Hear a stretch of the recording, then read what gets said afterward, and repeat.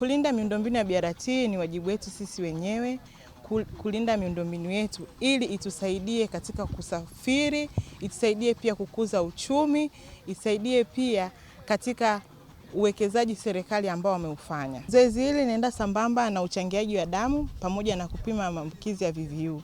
Uchangiaji wa damu ni tukio la kijamii ambalo linasaidia kuwasaidia wenzetu ambao wapo mahospitalini wanahitaji damu. Kwa hiyo ninawaasa wananchi wenzangu kujitokeza kwa wingi kwa ajili ya kuchangia damu, lakini pia tujitokeze kwa wingi kwa ajili ya kupima VVU, kujua afya zetu na kujilinda, ili tuwe tuna nchi ambayo iko salama na yenye afya bora. Kama mnavyojua, serikali yetu ya Jamhuri ya Muungano wa Tanzania imewekeza hela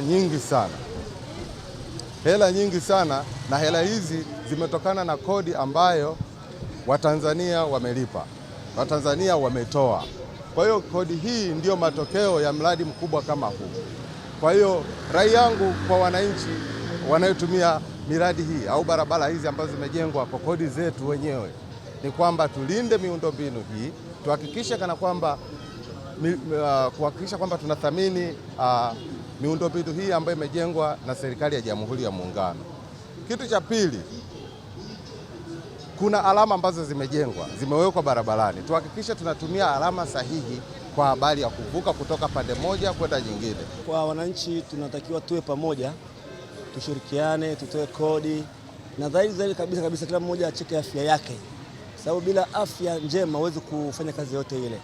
Inabidi iwe hivyo, na BRT pia mpambane kushawishi zaidi watu wote wakubali BRT kae kwenye mfumo kila mahali ikiwezekana. Nadhani kutokana na ile hali ni kwamba ile ni makundi ya watu ambao walitengenezwa kwa watu wachache sana, wazidi hata 20, ambao wenyewe ni watu ambao tena ni wanajua, sababu waliopata shida zaidi ni sisi ambao tulikaa siku 3-4 ndani utoki, na watu wachache ni wasababisha mambo. Watu wachache tena ni raia.